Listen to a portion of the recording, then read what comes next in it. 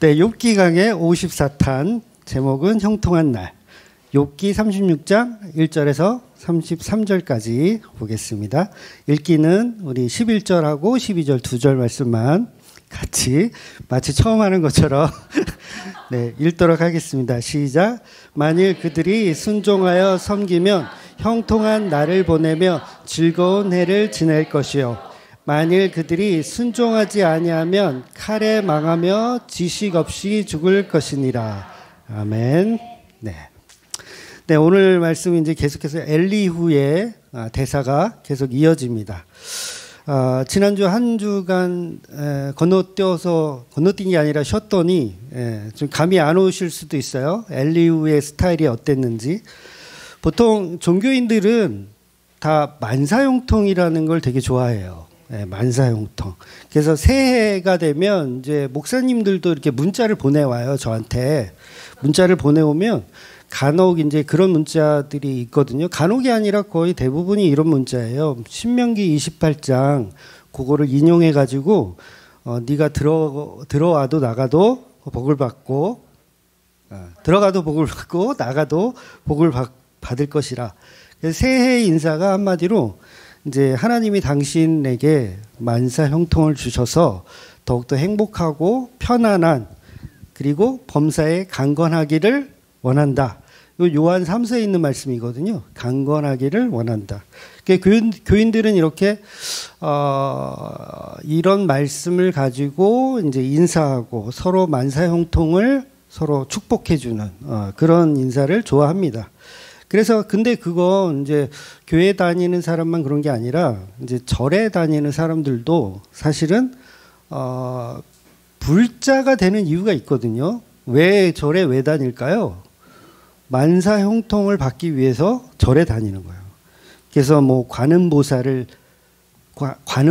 찾아서 뭐 그분한테 빈다든가 아니면 부처님한테 불공을 드린다든가 그냥 하는 게 아니거든요. 뭐 향을 피운다든가 아니면 촛불을 켜고 또 이제 뭐 물질적인 것도 바치잖아요. 뭐 꽃도 바치고 과일도 바치고 어떤 데는 이제 쌀도 이렇게 바치고.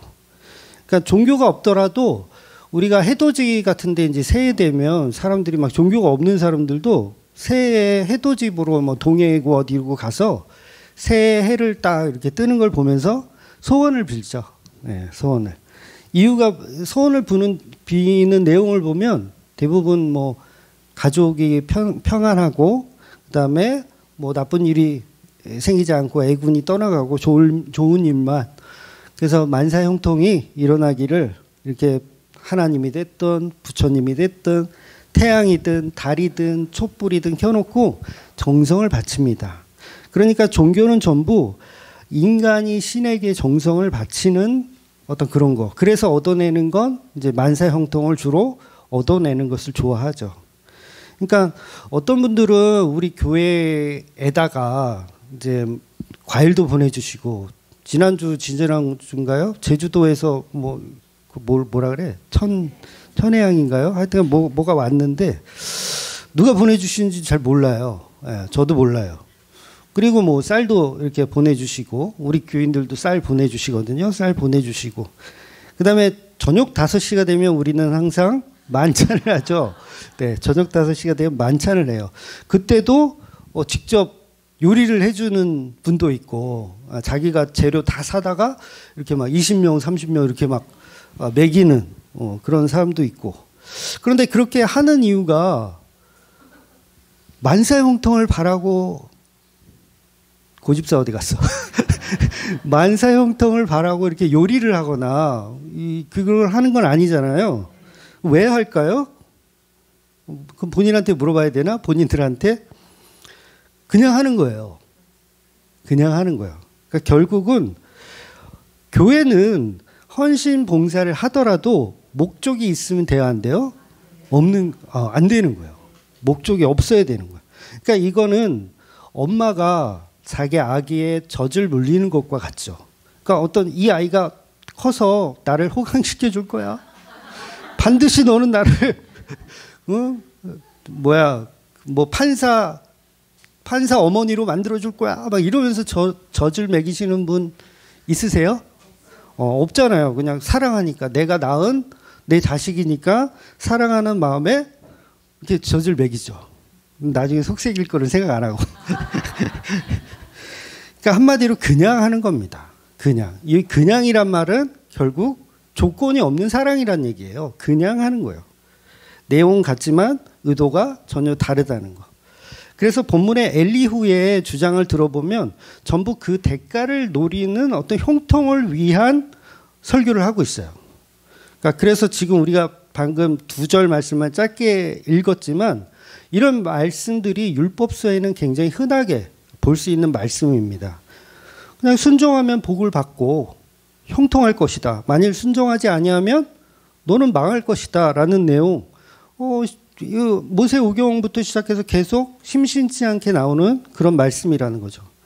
그래서 지금도 수많은 교회들은 이 엘리후의 주장인 율법의 말씀을 그대로 똑같이 적용해서 인용을 하죠. 교회를 떠나면 어떻게 된다?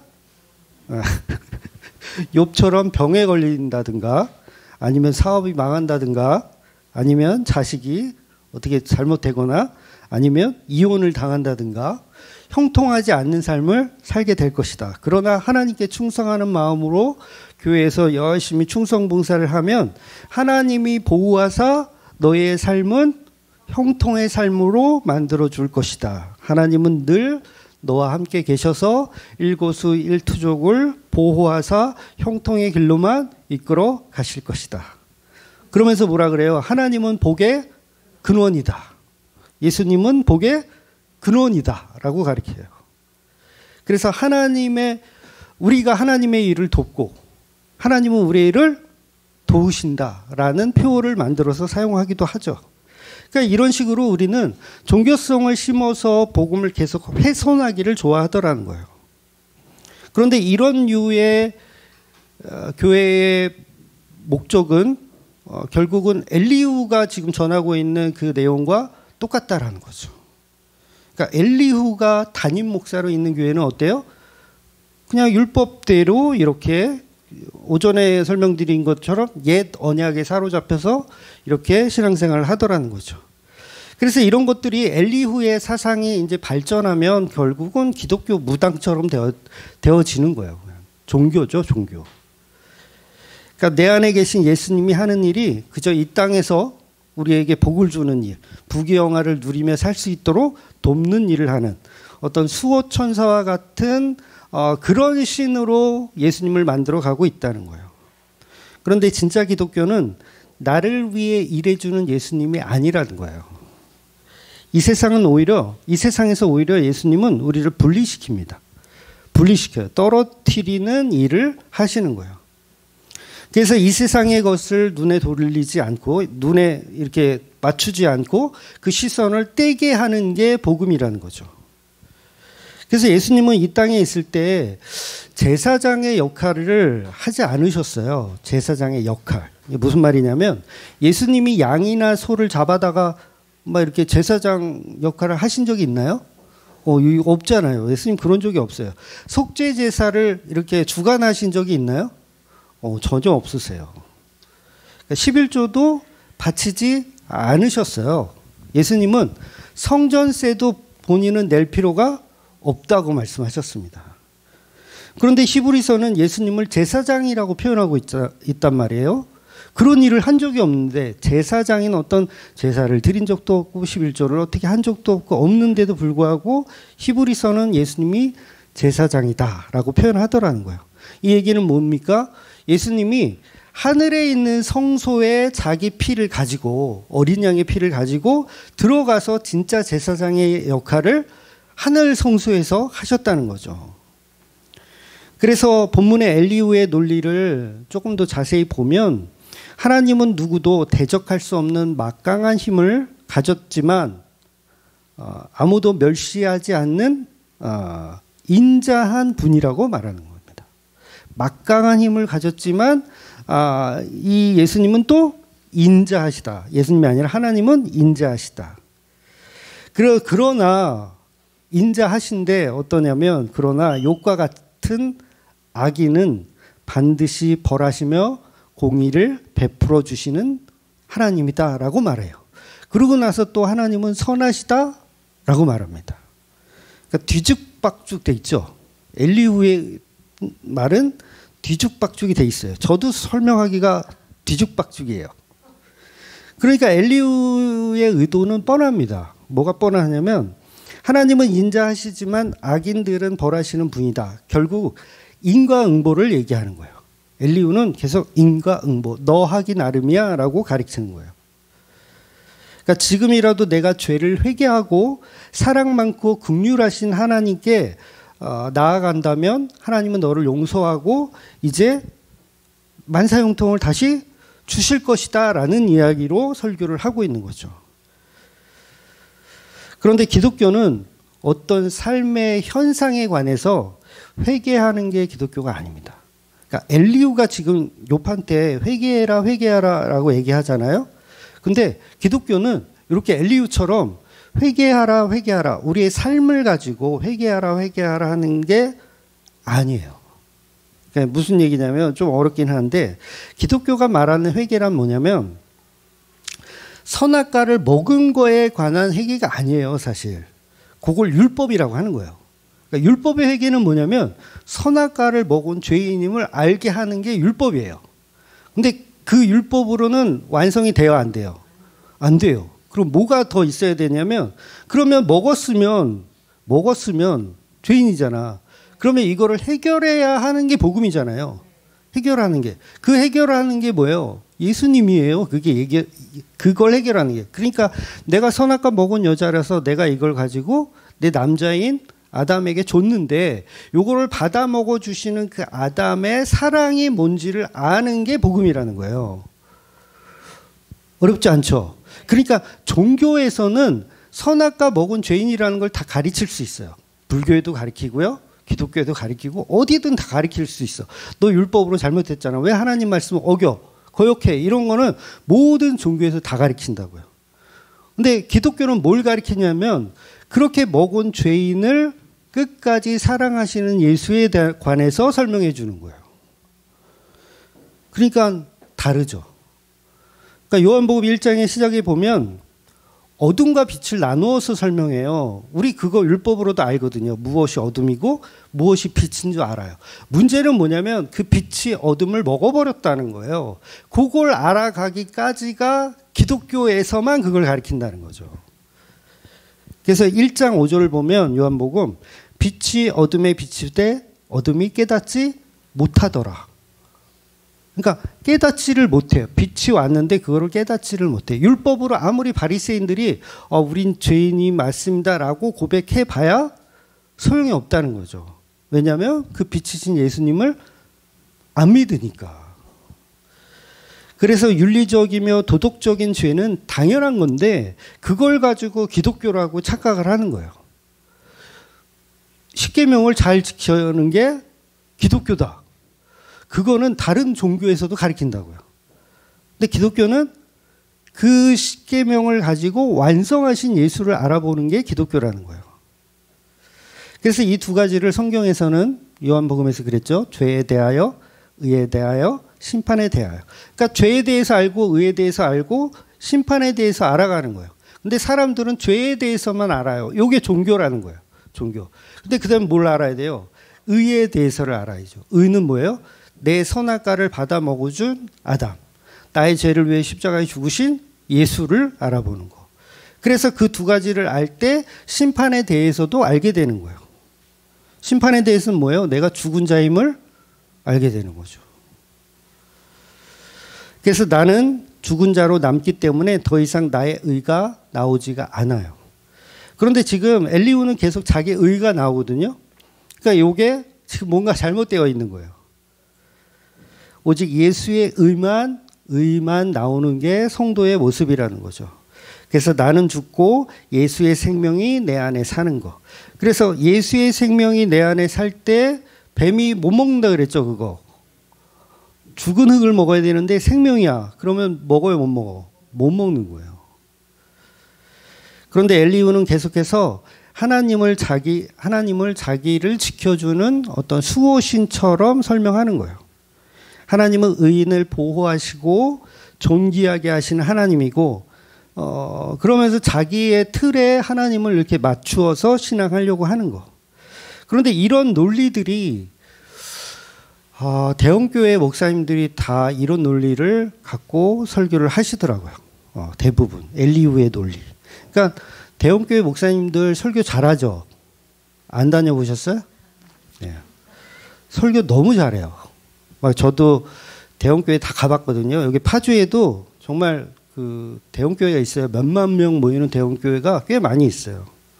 뭐 실명을 얘기해서 그렇지만 베델교회 그렇고 한성환교회, 그다음에 거룩한 빛 광성교회, 뭐 몇몇 명씩 모이는 교회예요. 거기를 옛날에 갔었는데 설교를 얼마나 잘하시는지 몰라. 막 이렇게 팔짱을 이렇게 끼고 이렇게 돌아다니면서 막 이렇게 설교를 해.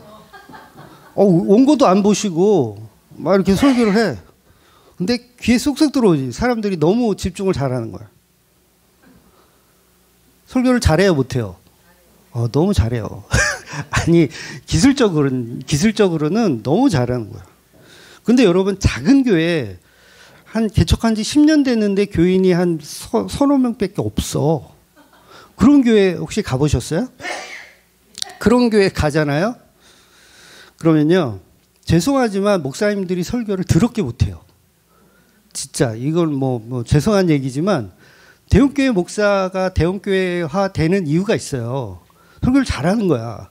근데 작은 교회 10년을 했는데도 그냥 그래. 들어보면, 야, 이 수면 효과가 탁월해요. 저도 이 수면 효과가 굉장히 탁월한 사람 중에 한 사람인데, 저보다 심하신 분들이 사실 많아요. 네. 지난주에 우리 장도사님 어디 갔어?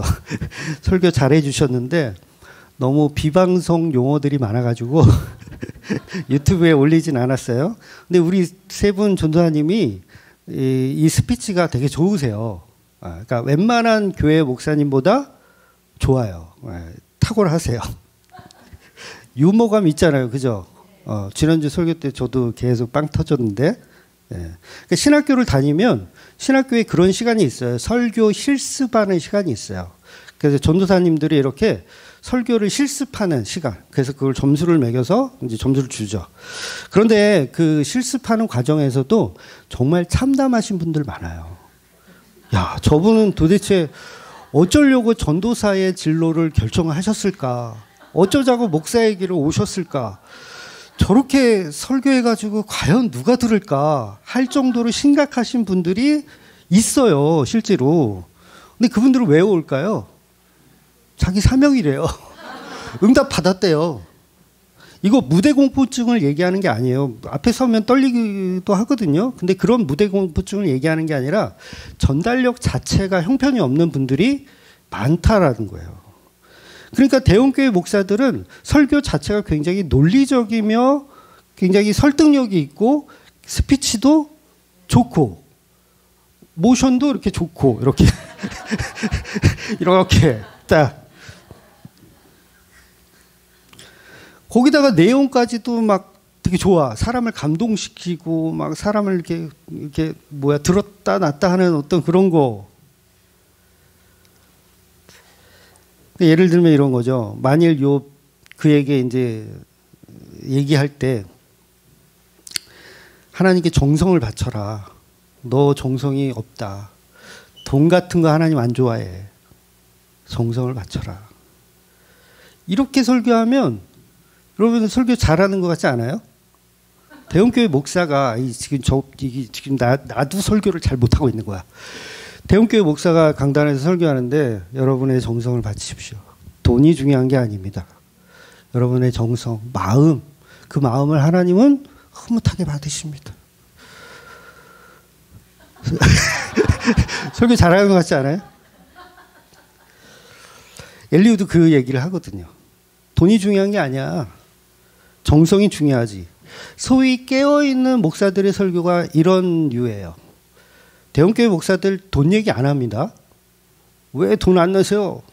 건축 헌금 많이 하세요. 이런 교회는 좀 중형 교회 이렇게 작은 교회들이 주로 하지 이미 대형화된 교회는 돈 내라고 할 필요가 없어요. 오히려 이미지만 깎여. 그런 얘기 안 해요. 그래도 돈이 잘 내니까, 잘 들어오니까. 그러니까 그런 식으로 설교하면 사람들이 감동을 받고 이렇게 선동을 당하죠. 얼마나 논리적이며 얼마나 종교적인지 몰라요. 여러분, 가부의 두 랩돈 사건. 인간의 정성으로 다 해석합니다. 사람들이 과부의 두 랩돈, 전 재산을 다 바친. 1,000원인데 한 2,000원 낸 건데 이게 자기 다음 먹을 끼니였어. 2,000원이면 그래도 컵라면 하나 먹을 수 있잖아요. 컵라면 먹을 돈인데 이 돈을 헌금을 하잖아요. 이 두 랩돈의 이 과부가. 그랬더니 사람들이 이걸 어떻게 해석하냐면 정성으로 해석하는 거예요. 이 과부의 가진 전 재산을 드리는 이 정성. 그러니까 정성을 바쳐라 안 바쳐라? 바쳐라. 돈이 중요한 게 아니다. 2,000원이다 2,000원. 그런데 뭐가 중요한 거냐? 정성, 마음, 이거를 하나님께 드리려고 하는 그 마음을 예수님은 갸륵하게 보신 것이다 라고 해석을 하더라는 거예요. 근데 실제 그런 얘기일까요? 그런 얘기 어떻게 알아요? 그런 얘기가 아니에요. 그러니까 이 성경 해석할 때 전후 문맥을 다 봐야 된다 그랬잖아요. 그러니까 앞에 무슨 내용이 있었냐면 바리새인들을 질책하는 메시지가 있어요. 예수님이 바리새인들한테 막 호되게 야단치는 내용이 붙어 있고 그 다음에 과부의 두 랩돈이 붙어 있는 거예요. 그러니까 과부가 바쳤던 그 두 랩돈은 뭐냐면 자기 생명이에요. 생명. 자기 이제 끼니잖아요. 끼니. 먹을 생명. 그러니까 자기 생명을 드린 거예요. 드린 거. 정성이 아니에요. 이거. 생명을 드린 거예요. 여러분의 재산을 다 바쳐라. 그럴 수 있는 사람이 있어요? 혹시 이 중에서 계시면 제가 친하게 지낼게. 자기 전 재산을 10원 한 장 남기지 않고 다 교회에 다 낼 수 있는 사람 없다는 얘기예요. 없어요. 근데 이 두 랩돈 가진 여자는 했잖아요. 그걸. 그래서 그걸 생명이라고 하는 거예요. 정성이 아니라 생명. 그 정성까지 우리는 인간은 도달할 수 없어요. 이 여자는 뭘 드렸냐? 생명을 드렸어요. 어디다가? 성전에 드렸어요. 그래서 성전에 자기 생명을 드렸더니 그 밑에 나오는 문구가 뭐냐면 예수님 뭐라 그러냐면 이 성전을 헐어버려라. 내가 사흘 만에 다시 짓겠다라는 말씀이 거기에 딱 붙어 있어요. 그럼 뭐예요? 가부의 두 랩돈을 자기 생명을 얻다가 넣은 거예요. 성전에 넣었는데 그 성전은 누구다? 예수님인 거예요. 그리고 그걸 무너뜨리래요. 그걸 무너뜨리래요. 그러면 이 여자가 바친 건 뭐냐면 자기 생명을 예수에게 드린 거예요. 자기 생명을. 그래서 성도는요. 자기 생명을 드리는 사람이에요. 자기 정성을 드리는 게 아니라 자기 생명을 드리는 거. 이게 뭔 말인지 이해가 되세요? 자기 정성과 생명이 무슨 차이냐? 이러시면 제가 2박 3일 동안 더 그러니까 저와 여러분은 나의 생명이 예수에게 있습니다예요. 나의 생명이 예수에게 있습니다. 그래서 그걸 그렇게 고백되어진다면 그 사람이 두 랩돈을 드린 그 가부의 모습인 거죠. 아니 그까짓 거 돈 많이 드리고 싶죠. 아닙니까? 그까짓 거 돈 많이 드리고 싶지. 없어서 못 드리지 여러분이 뭐 있는데도 안 드리겠어요? 없어서 못 드리는 거. 우리 다 그렇지 않아요? 없어서 못 드리지 뭐. 그런데 뭐는 드릴 수 있냐면 생명을 드릴 수 있다는 거예요. 그러면 그 생명을 드린다는 건 나의 소유가 내 것이 아님을 인정하는 거예요. 이 두 랩돈은 그 얘기를 하는 거예요. 자기 생명을 인정하지만. 그래서 무너질 성전에다가 자기 생명을 드린다는 얘기는 십자가에 나도 죽겠습니다 이거잖아요. 십자가에 나도 죽겠습니다. 그래서 그 교회들만 그 고백을 할 수 있는 거예요. 돈을 바치라는 얘기가 아니라 나의 생명은 예수님의 십자가에서 죽었습니다라는 그 고백을 하는 사람이 성도라는 거예요. 그러니까 그거는 인간의 힘으로 고백할 수가 없는 거죠. 그래서 나의 정성으로 예수님을 섬기는 게 아니라 우리는 우리의 생명을 예수님께 맡겨드리는 거예요. 그러니까 우리의 정성을 다하여 하나님을 사랑하자, 그거는 거짓말이에요. 그렇게 할 수 있는 인간이 없어요.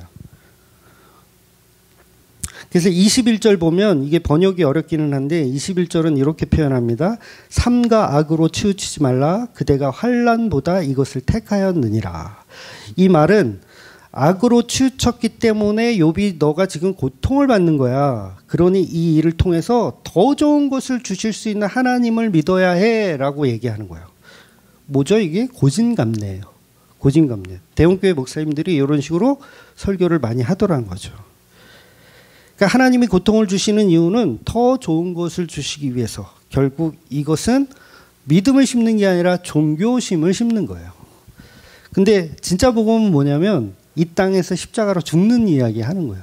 죽는 이야기. 다른 거 있어요, 없어요? 없어요. 아, 진짜 욕 나와. 십자가에서 죽는 거래. 그래도 괜찮아. 그래도 괜찮아. 어차피 나는 심판받아야 하니까. 욥이 그러는 거예요. 욥이 지금 복음을 모르지만 복음을 알게 되면 어떻게 되는 거예요? 그래도 난 괜찮아. 나는 예수 그리스도의 그림자니까. 이렇게 나와야 된다는 거죠. 그러니까 이것이 복음이지 엘리후의 주장이 복음이 아니라는 거예요. 엘리후는 고진감래를 계속 이야기하는 겁니다. 여러분, 자식이 10명이 죽었어요. 욥이. 더 좋은 것을 주시기 위해서 10명을 죽였다? 이 논리가 맞아요? 아니, 10명이 죽어서 나중에 한 100명을 다시 준다 한들 그게 보상이 되나요? 전혀 안 돼요. 아니, 이미 내 자식 10명이 죽었는데 새롭게 더 예쁜 딸과 아들 10명 주신다고 하여서 그게 어떻게 보상이 돼요? 그 위로가 되지 않아요. 이미 죽었는데. 그래서 기독교가 추구하는 복은 어떤 보상적인 복이 아니에요. 그러니까 여러분이 이 땅에서 정말 힘들어 못 살겠어, 시장 천국 가가지고 내가 이거 다 보상받아야지, 이거 뭐예요? 종교 속에 빠져 있는 거예요, 그 자체가. 그러니까 보상받으시려면요 그냥 이 땅에서 열심히 로또를 사세요. 또 알아? 맞을 줄. 그런데 기독교는 이 땅에서 무슨 보상을 해주거나 아니면 나중에 천국 가서 보상을 해주거나 그런 개념이 아니라는 거예요. 그런데 대형교회 목사님들은 엘리후를 닮아서 이 땅에서 누리는 복을 하나님께 계속 얻으라고, 얻으라고 요구합니다. 그런 류의 설교가 넘쳐나고, 그런 류의 설교가 교회를 이렇게 크고 강하게 성장시키더라는 거예요. 그런데 지난번에 설명드린 대로 하나님은요, 저와 여러분에게 도대체 좌로나 우로나 하나님이 없어요. 좌로나 우로나 하나님이 없어. 야, 용하다는 저기 오살리 기도원에 가면 하나님을 만날 수 있을까? 가가지고 주여 백창을 금식하며 했는데 하나님이 있어요, 없어요? 없어요. 많이 다녀보셨나 봐요. 하나님 나를 왜 버리셨나요? 이런 말밖에 나오지 않아요. 한번 해보세요. 여기 40일 금식하면서 오살리 들어가서 한번 해보세요. 하나님 나타나시나? 안 나타나십니다. 없어요. 하나님 왜 나를 안 도와주세요? 이런 말밖에 안 나와요. 어떤 사람들은 기도원 갔다가 응답받고 내려왔대. 거짓말이에요, 그거. 자기가 그냥 이렇게 자기가 응답받았다고 생각하는 거지, 무슨 응답을, 하나님이 없는데 무슨 응답을 줘. 그럼에도 불구하고 그 하나님께 내 영혼을 맡겨드립니다가 두렙돈이에요. 그럼에도 불구하고 내가 하나님께 맡겨드립니다, 내 생명을. 예수님도 그러시잖아요. 십자가에 달려서 아버지 어찌하여 나를 버리셨나이까? 라고 해놓고 마지막 돌아가실 때 뭐라 그래요? 내 영혼을 아버지께 맡겨드립니다. 없는 존재에게 내 영혼을 맡겨드린대요. 그래서 이걸 믿음이라 그러는 거예요. 보이지 않는 것을 믿는 거. 저 아버지 돌아가실 때 그 임종을 옆에서 지켰거든요. 근데 헐떡이던 숨이 한순간에 그냥 멈추시고, 심장 이 바이탈을 이렇게 껴져 있었는데 바이탈이 120에서 뭐 뚝뚝뚝뚝 갑자기 떨어져요. 120, 막 70, 그러다 금방 0이 되더라고요. 순식간이었어요. 그냥 몇 초도 안 걸렸던 것 같아요. 그냥 순식간이었어요. 근데 제가 할 수 있는 게 없잖아요. 네, 할 수 있는 게 없어요. 그러니까 무슨 생각이 들었냐면 그냥 예수님께 우리 아버지의 영혼을 맡겨드립니다라는 말밖에 이게 생각나는 게 없더라고요. 즉 예수님이 십자가에 죽으실 때 하나님은 없다. 하나님은 왜 나를 도와주시지 않는가? 왜 나를 버리셨나이까? 이렇게 원망하지만 죽을 때는 내 영혼을 아버지께 맡겨드립니다. 이게 복음의 역설이라는 거예요. 없는 것을 믿는 거. 나를 도와주지 않는 하나님을 믿는 거. 나 맨날 도와줘 하나님이. 막 시험만 쳤다 그러면 합격. 막 사업만 했다 그러면 다 성공. 그런 하나님을 믿는 게 기독교가 아니라 뭐만 해도 안 돼. 안 도와줘. 도대체 하나님은 뭐 하시는 거예요? 응? 내 헌금은 다 받아 처먹고 왜 나를 안 도와주세요? 이런 하나님에도 불구하고 내가 믿을 때 그걸 진짜 기독교라고 하는 거예요. 나를 도와주지 않지만 계시된 하나님을 믿는 거. 그래서 성도의 삶도 예수님을 그냥 어떤 도깨비 방망이처럼 그냥 금 나와라 뚝딱, 은 나와라 뚝딱. 여러분 세상은 넓고 또라이는 많죠. 교회 홈페이지 보셨어요? 어떤 사람이 엘리야라는 사람이 질문을 하는데 이거 들을 수도 있는데 나중에 한번 보세요. 계속 그 기도 요청할 게 있는데 그 교회에 중보기도 팀이 있느냐 뭐 이런 거 자꾸 물어보더라고요. 3번이나. 그러니까 세상은 넓고 또라이는 많아요. 근데 그 또라이들이 다 어디 숨어 있다 그랬어요? 교회에 숨어 있다니까? 하나님이 뭐예요? 나의 소원을 성취해 주는 도구. 주맘교회에 이렇게 글을 쓰는 이유가 뭐예요? 나의 기도 제목을 해결해 줄 수 있는 중보기도 팀이 있느냐? 그거 물어보고 싶은 거예요.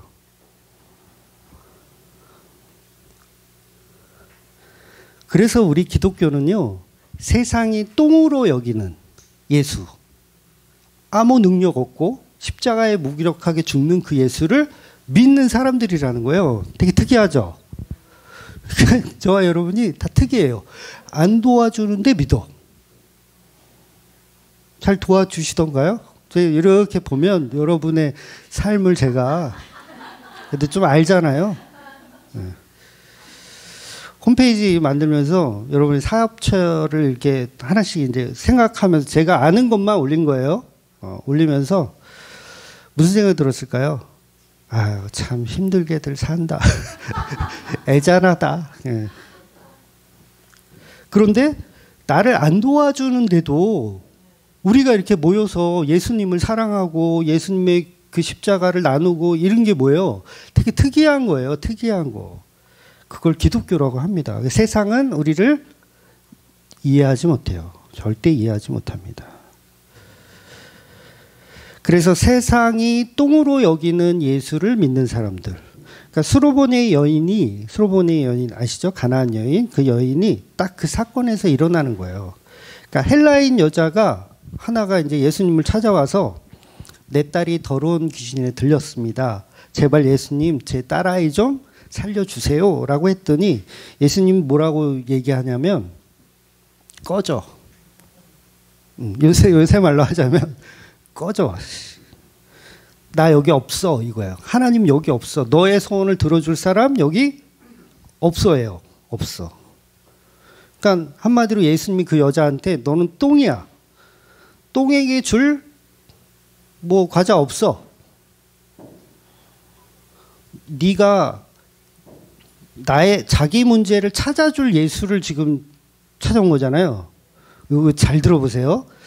이 여자는 나의 문제를 해결해 줄 예수를 찾아온 거예요. 그렇게 찾아오면 돼요, 안 돼요? 안 되는 거예요. 그래서 예수님이 꺼지라고 하는 거예요. 꺼져. 너한테 줄 과자가 없다라고 얘기하는 거예요. 근데 이 여자가 뭐라 그럽니까? 그러나 개들도 자녀상에 떨어지는 부스러기는 먹지 않습니까? 예수님이 이 여자한테 뭐라 그래요? 네 믿음이 크다라고 말씀하시죠. 그러니까 그 수로보닉의 그 여인은 그러니까 나를 도와주는 예수로 믿어서 찾아왔는데 예수님은 그걸 바꿔주시는 거예요. 너를 안 도와주는 예수를 믿어야 된다라고 바꿔주시는 거예요. 그러니까 개라는 존재가 우리는 지금 애완견이 있어서 개가 되게 고급진데 유대인들 사고에서는 개는 고급지지 않아요. 개를 애완으로 키우지도 않고요. 부정한 짐승이라 그래서 그냥 들개들 있죠. 막 돌아다니는 막 그 무서운 개들. 그런 이미지예요. 그러니까 자기와 자기 딸은 그런 존재로 생각하는 거예요. 그럼 뭐예요? 나를 안 도와줘도 되는 예수로 다시 바꾸어 주시는 거. 그러니까 그 자체가 예수님이 믿음을 다시 정리를 해 주시는 거예요. 그러니까 저와 여러분이 예수를 믿을 때, 하나님을 믿을 때 나를 도와주는 하나님으로 우리가 계속 믿고 있지만 요게 바뀌어야 돼요. 나를 안 도와주시는 하나님. 그러나 나를 안 도와주시는 하나님이지만 그 예수님에게 내 생명을 맡겨드릴 수 있는 존재들. 그러니까 그게 지금 욥이라는 거예요. 그게 욥이에요. 나를 안 도와줘. 그런데 욥의 생명을 하나님께 욥은 맡겨드리는 존재로 만들어 가고 있는 중이에요. 그걸 해방 놓는 게 엘리후고요. 그러니 우리도 욥과 같이 하나님 없이 죽어가야 됩니다. 이 설교가 좀 그런데 하나님 없이 죽어가는 거예요. 그러니까 하나님의 도움의 손길이 없이 죽어가. 그럼에도 불구하고 나는 그분께 생명을 맡겨드리는 존재들. 그러니까 이거는 종교에서는 절대로 나올 수 없는. 그럼에도 불구하고 나를 안 도와주신 하나님이지만 내 생명을 맡긴다는 건 뭐예요?